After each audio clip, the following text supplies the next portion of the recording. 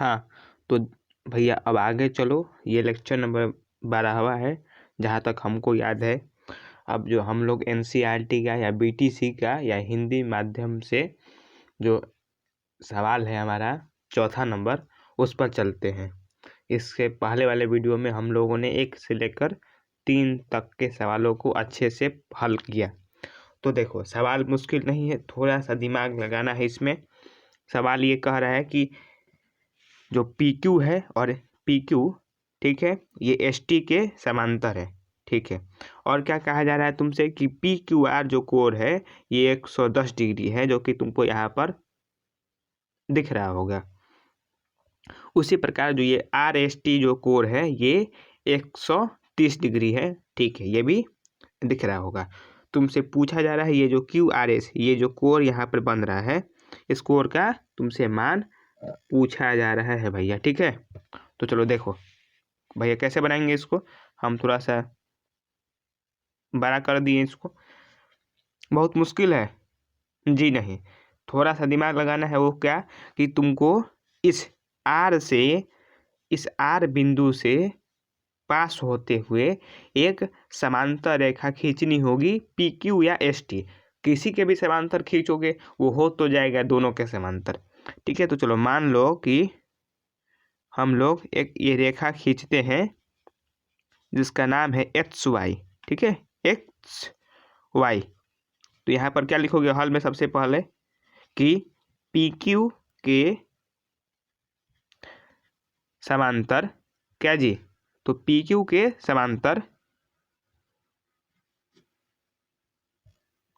समांतर XY एक रेखा खींची जाती है।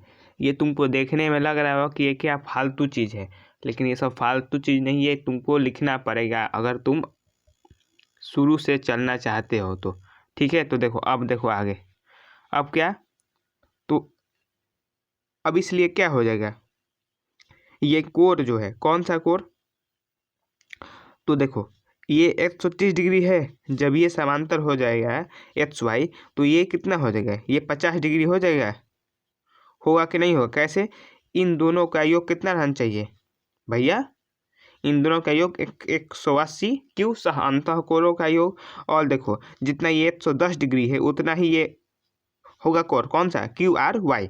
तो चलो पहले वो लिखते हैं। इसलिए क्या, इसलिए PQ किसके समांतर है, XY। और उसी प्रकार अब लिखोगे चूंकि PQ समांतर है किसके, ST के, इसका मतलब ST भी किसके समांतर हो जाएगा, XY के। अब कोण TSR या RST यानी जो कि 130 डिग्री है, तुमको जो लिखना है वो लिख दो, प्लस कोण कौन सा, SRY यानी ये वाला, ये कितना होगा 180 डिग्री।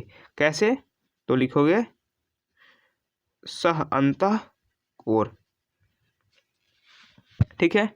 अब देखो आगे ब्रैकेट में ये कोण SRY कितना हो जाएगा, 180 माइनस RST या TSR, ये कितना है भैया, तो 130 डिग्री है। तो यानी SRY है कितना हो गया, तो ये हो गया 50 डिग्री, ठीक है। अब उसी प्रकार लिखोगे फिर से PQ किसके समांतर है, XY के। इसका मतलब क्या, इसका मतलब कोण PQR, ठीक है, बराबर क्या, कोण QRY। ये QRY कितना है, तो ये टोटल है ये पूरा, कैसे आ गया, तो एकांतर कोण से आ गया, एकांतर कोण से, ठीक है, ठीक है। तो ये QRY कितना हो गया, तो PQR कितना है 110 यानी 110 डिग्री, ठीक है, इतना भी हो गया, समझ में आ गया होगा। अब चलो आगे, अब आगे क्या करेंगे, हमको क्या निकालना है, QRS निकालना है ना जी। देखो हमको क्या निकालना है, QRS। ये QRS भैया कितना होगा, तो ये QRS होगा QRY माइनस SRY। समझ में आ रहा है हमने क्या कहा है, तुमको ये निकालना है, तो इस टोटल में से इतना भैया माइनस कर दो, घटा दो, ठीक है। तब क्या लिखेंगे, ऐसे देखो आगे कि फिर से लिख दो, अब कोर क्यू आर वाई बराबर कोर क्यू आर एस प्लस कोर एस आर वाई, ठीक है। ये दिया हुआ है, ये दिया हुआ है, ये निकालना है, ठीक है। यानी क्यू आर एस कितना हो गया, इस क्यू आर वाई कितना है, क्यू आर वाई कितना आया था हमारा, देखो 110 डिग्री आया था सबसे नीचे, यानी 110 degree minus S R Y कितना आया है, एस आर वाई आया है यहाँ से देखो 50 डिग्री, तो क्यू आर एस कितना आ गया, 60 डिग्री आ गया, हो गया। यही तो आंसर है, इतना आसान सवाल था। सिर्फ इसमें दिमाग क्या लगाना है कि तुमको एक रेखा खींचनी होगी इससे पास होते हुए, समझे कि नहीं समझे, समझ गए होगे अब देखो आगे। अब चलो पांचवा सवाल पे। पांचवा सवाल क्या है कि ए बी है, सी डी ये दोनों समांतर रेखाएं हैं, ऐसा दिया हुआ है।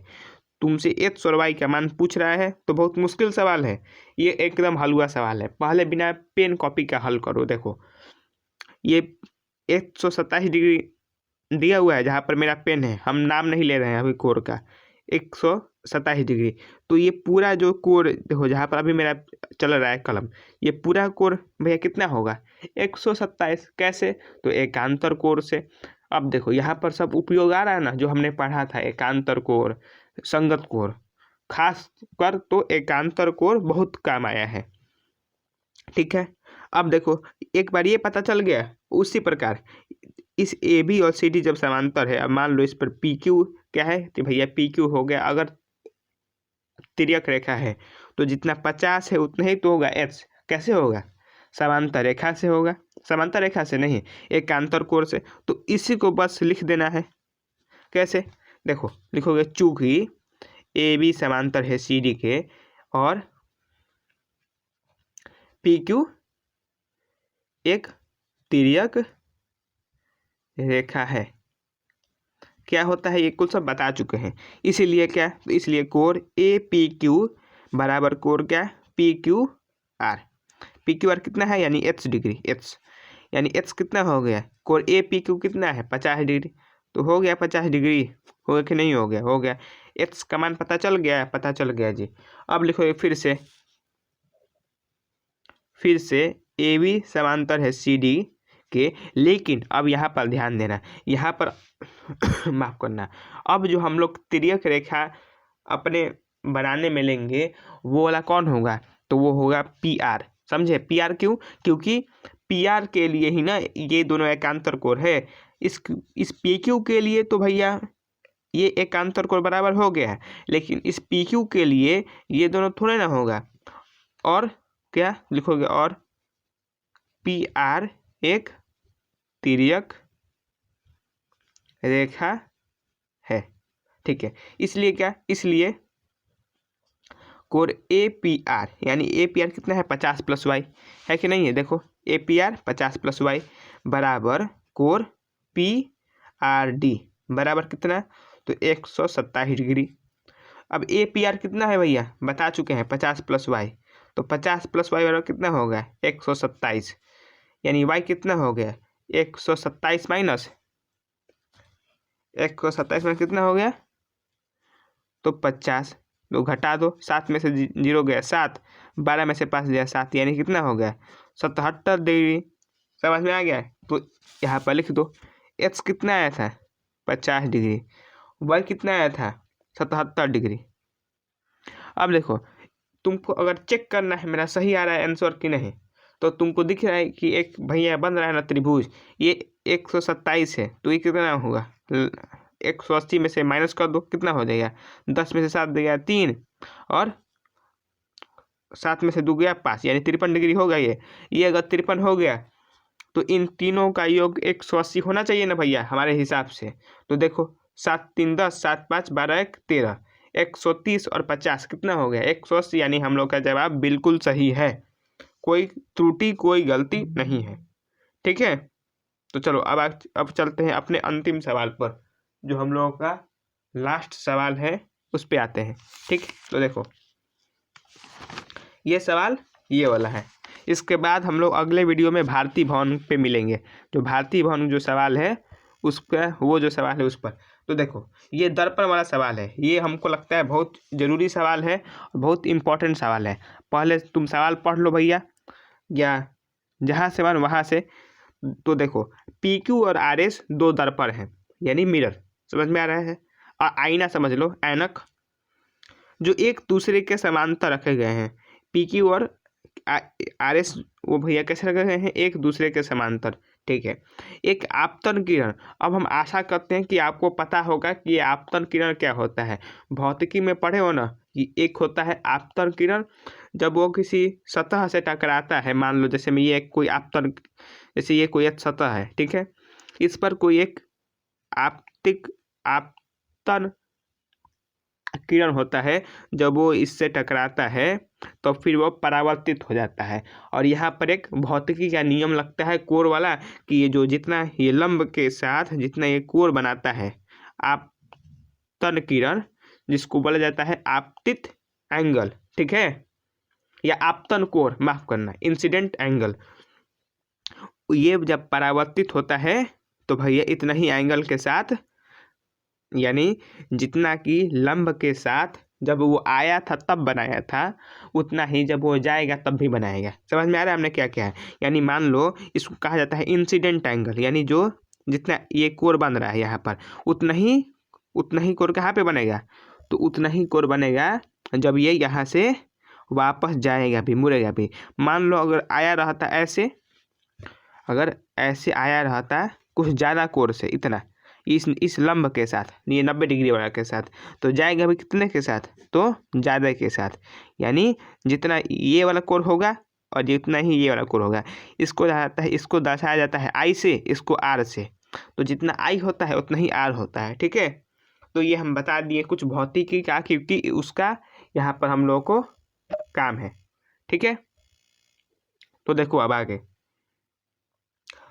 सवाल पढ़ो। एक आपतन किरण, इंसिडेंट रे, आपतन किरण क्या बोलते हैं, इंसिडेंट रे, ए बी है, देखो ये ए बी है ना, इस पर, इस दर्पण PQ से पहले टकराती है।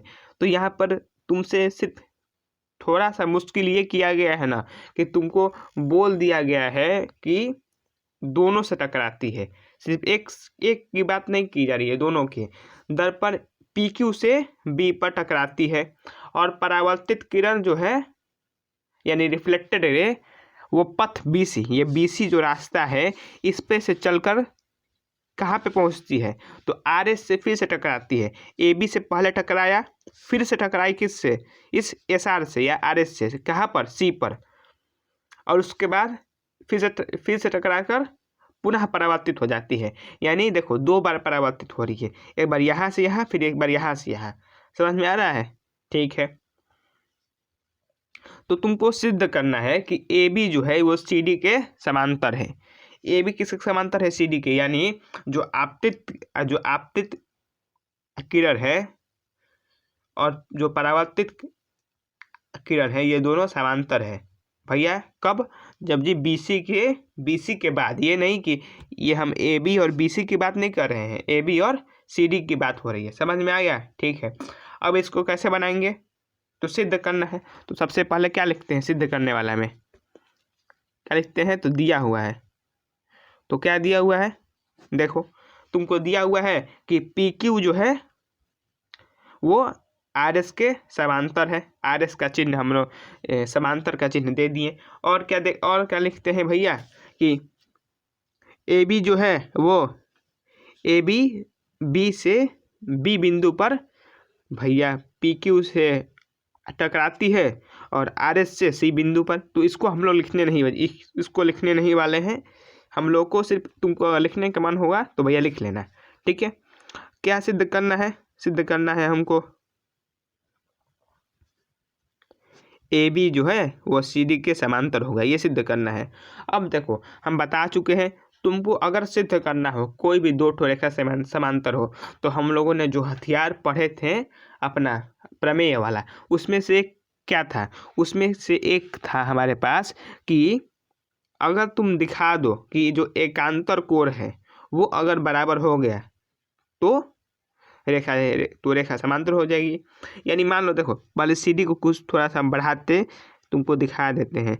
यानी तुमको ये जो कोण है ध्यान से समझना, ये जो कौन सा ABC वो BCD के बराबर दिखाना है किसी भी प्रकार से। मान लो ABD क्या है, ये वाला है, और BCD क्या है, ये वाला है। इन दोनों कोण को अगर तुमने बराबर दिखा दिया या हमने, तो AB और CD समांतर हो जाएंगे। ठीक है, अब कैसे भैया समांतर दिखाएंगे, उसी का तो पूरा खेल है। तो इसमें भैया प्रमाण में कुछ हम लोग को एक्स्ट्रा दिमाग लगाना पड़ेगा। वो क्या है भैया कि तुमको इस AB पर और CD पर माफ करना लंब खींचना पड़ेगा। अब लंब क्यों खींचना पड़ेगा, क्योंकि देखो हमको यहाँ पर भौतिकी का जो अभी हमने पढ़ा था कि आपतित जो आपतन कोण है और परावर्तन कोण ये दोनों बराबर होगा, उसके उपयोग के लिए तुमको लंब चाहिए। तो हम क्या लिखेंगे यहाँ पर, इस PQ पर B से होते हुए एक अभिलंब खींचेंगे, और उसी प्रकार ये जो RS है इस पर इस C से होते हुए अभिलंब खींचेंगे। वो खींचना जरूरी भी है भैया। तो चलो देखो इस पर हमने क्या किया है, तो भैया ये लंब इस पे खींच दिया ऐसे, और उसी प्रकार ऐसे भी। और चलो मान लो इसका नाम तुम दे देते हो X और इसका Y, समझ में आ रहा है, इसका X और Y। और मान लो कि ये जो कोण बन रहा है यहाँ पर, कौन सा कोण, HBC, HBC, समझ में आ रहा है, HBC ये वाला जो कोण है, इसको हम बोल देते हैं ये कोण 1 के बराबर है, ये कोण 1 है। ठीक है, उसी प्रकार मान लो कि इसका हम बोल देते, ये बोल देते हैं 2, कोण 2 है। ठीक है, ये कोण 2 है, इसको बोल देते हैं ये 3 है, और इसको बोल देते हैं ये 4 है। ठीक है, समझ में आया। सिर्फ हम बोल दिए कि बार बार हमको लिखना ना पड़े HBY HBC और ये AB, ये इतना बड़ा बड़ा लिखने के बजाय हम लोग छोटे से काम चला लेंगे। ठीक है, तो सबसे पहले क्या लिखेंगे कि PQ पर क्या, BH एक अभिलंब जो कि B से गुजरती है, खींची जाती है, समझे कि नहीं। ठीक है, उसी प्रकार लिख लेना, और क्या कि उसी प्रकार RS पर भी ये CY जो है एक अभिलंब है, वो खींची जाती है। कैसे, तो RS पर CY एक अभिलंब भी खींची जाती है। ठीक है, अब क्या लिखोगे, अब कैसे करेंगे, अब देखो इसका मतलब अगर ये वाला अभिलंब है, इसका मतलब क्या है, देखो अब देखना है मेरा पेन ध्यान से, ये कोण कितना होगा, 90 डिग्री होगा, नहीं होगा कि हो कि नहीं होगा। और उसी प्रकार अगर तुम इसको भी थोड़ा सा बढ़ाओगे ऐसे, तो ये भी कितना होगा, 90 डिग्री होगा, क्यों, अभिलंब है भैया, ये 90 डिग्री है तो ये भी कितना होगा, 90 डिग्री। कैसे, तो भैया PQ और RS समांतर है, ये वाला कोई तिर्यक रेखा होगी, ये 90 है तो ये भी 90 नहीं होगा, समांतर कोण से तुमको ऐसे देखने से भी समझ में आ रहा है।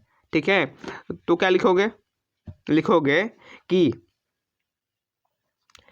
कोण कैसे, पहले देखो तुमको दिखाना है AB और CD समांतर, उसके लिए तुमको ये 1+3 बराबर 2+4 दिखाना है। हम लोग का मूल एम, मेन एम यही है। अब क्या करेंगे, तो हमने एक यहाँ पर अभी तक हमने क्या किया थी, BH खींचा और CY खींचा। इससे अब अभी हमारा एम है अभी के लिए कि तुमको इस BH को और CY को समांतर दिखाना है। किसको, BH को और CY को। उसके लिए क्या करेंगे, तो उसके लिए जैसा अभी हमने कहा कि तुमको ये कोण दिखाना होगा 90 डिग्री, तब कैसे करेंगे, लिखोगे क्या कि चूंकि PQ समांतर RS, इसीलिए क्या कि ये जो कोण बन रहा है, कौन सा कोण, मान लो YCR, कोण CR। और मान लो चलो इसको हम यहाँ पे एक नाम दे देते हैं, चलो कौन सा नाम दे दीजिए, इसको नाम देते हो तुम U, ठीक है। बराबर कोर कौन सा, तो ये हो जाएगा कोर CUQ, कोर CUQ, समझ में आ रहा है ये वाला, बराबर कितना, तो 90 डिग्री, ठीक है। इसका मतलब क्या है भैया, इसका मतलब ये तुम लिख सकते हो कि इसका मतलब ये हो गया कि ये संगत कोर हो जाएगा। कौन सा कोर, अब लिखोगे कोर HBU, समझ में आ रहा है, HBU अभी ये वाला, और कोर बराबर कोर क्या, CUQ बराबर 90 डिग्री। कैसे, तो भैया संगत कोर से। इसका मतलब क्या, अब ये दोनों हो गया, इसका मतलब ये हो गया कि BH किसके समांतर हो गया, CY के। कैसे, तो संगत कोण बराबर हो गया, इसलिए BH किसके समांतर हो गया, CY के। अब एक बार ये पता चल गया, अब देखो अब BH समांतर किसके, CY के, और BC एक तिर्यक रेखा है। क्या है भैया, तो एक तिर्यक रेखा है। अब BH और CY समांतर है, BC तिर्यक रेखा है। तो अब सबको तुम भूल जाओ, सिर्फ ध्यान दो इस पर, किस पर, तो इस पर। तो देखो अभी के लिए हम इसको मुड़ा के हैं ऐसे, और देखो ऐसे समझो, जैसे ऐसे कुछ पल के लिए समझो ऐसे कि भैया ये है BH ऐसे, ये है CY ऐसे, और ये जो कोर ये जो तिर्यक रेखा है ऐसे है। तो ये वाला और ये वाला एकांतर कोण से बराबर नहीं होगा, है कि नहीं, तो भैया है। तब क्या लिखोगे, आगे लिखोगे कि इसलिए कोर 1 बराबर कोर 2। कैसे भैया, कैसे हो गया, अभी भी बताए हैं कि एकांतर कोण से, ठीक है। अब एक बार ये हो गया 1 बराबर 2, ठीक है। अभी के लिए यहीं पर रुक जाना है। अब देखो आगे, अब लिखोगे फिर से, अब हम भौतिकी से जानते हैं क्या, कि आपतन कोण बराबर परावर्तित कोण। जहाँ तक हमको याद है 9वीं में पढ़ना है, ठीक है। इसका मतलब क्या, इसका मतलब कोर 1 बराबर कोर 3। कैसे, देखो कोर 1 बराबर कोर 3 कैसे, अभी हमने बताया था कि ये जो लंब खींचा जाएगा, जितना पे आया था, कितना पे 3 पे आया था, उतना ही 1 पर जाएगा। उसी प्रकार इसके लिए जब यहाँ पर C से फिर से टकराया, तो इस पे कितना पे आया था, 2 पे आया था, तो भैया कितना पे जाएगा, 4 पे जाएगा। और ये 2 और 4 कितना होगा, बराबर होगा, इसीलिए, और 1 बराबर 3 और कोर 2 बराबर कोर 4, ठीक है। अब देखो यहाँ पे 1 बराबर 2 आया है जी। तो यहाँ से तुम क्या लिख सकते हो कि कोर 1 प्लस कोर 1 बराबर कोर 2 प्लस कोर 2। कुछ लिखने में कुछ हर्ज जा रहा है जी, नहीं। अब देखो इस एक कोर 1 के जगह पे तुम यह कोर 3 नहीं डाल सकते हो, यहाँ पे डाल दो कोर 1 प्लस कोर 3 बराबर कोर 2 प्लस कोर 4। और इस एक कोर 2 के लिए एक कोर 4 नहीं डाल दोगे, यानी एक तो है ना ये 2, इसके लिए 4 डाल दो। कैसे, तो ब्रैकेट में लिख देना, चूंकि कोर 1 बराबर कोर 3 और कोर 2 बराबर कोर 4, यानी अब देखो 1 प्लस 3 क्या है, यहाँ पे देखो ध्यान से, 1 प्लस 3 क्या है, तो भैया ये कोर है ABC, है कि नहीं है, ABC है ना जी। तो यानी लिख दो क्या कि कोर ABC बराबर क्या, कोर देखो ये 2 प्लस 4 क्या है, BCD है, BCD ये BCD, तो BCD लिख दोगे, BCD कोर ABC बराबर BCD। और ABC अगर BCD के बराबर हो गया, तो अब लिख दोगे क्या कि अगर ये बराबर हो गया, इसका मतलब क्या है, इसका मतलब है कि तुम्हारा एकांतर कोण बराबर हो गया। और एक बार एकांतर कोण बराबर हो गया, तो देखो ये AB और CD समांतर हो गया। क्यों, बता चुके हैं पहले से ही, AB और CD के समांतर होने के लिए तुमको ये एकांतर कोण बराबर दिखाना पड़ेगा। इसलिए लिख दोगे कि चूंकि कोण ABC बराबर कोण BCD, इसलिए क्या लिख दोगे कि यहाँ पर एकांतर कोण क्या है, बराबर है। इसलिए क्या, इसलिए AB समांतर क्या CD हो तो गया, देखो आया कि नहीं, AB समांतर CD हो गया ना जी।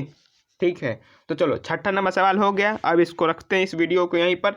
हम हो सकता है कि बहुत ज़्यादा समय ले लिए होंगे, पर हम एकदम जीरो लेवल से सोचे हैं कि आपको समझ में आ जाए सब कुछ। ठीक है, तो अब इस वीडियो को रखते हैं और आपसे मिलेंगे भारतीय भवन के जो मुश्किल सवाल हैं उसके साथ। इस एक्सरसाइज के जैसे ही तो हमने कोशिश किया है कि आपको एनसीईआरटी भी मिल जाए, भारतीय भवन भी मिल जाए, दोनों मिल जाए। तो चलो मिलेंगे आपसे भैया, तब तक के लिए रिवीजन करते रहो। जो हमने बताया है कम से कम उस कोरों को ध्यान में रखो कि ये कोर बराबर होगा जब दो समांतर रेखाओं को एक तिर्यक रेखा काटेंगे तो। ठीक है, तो चलो।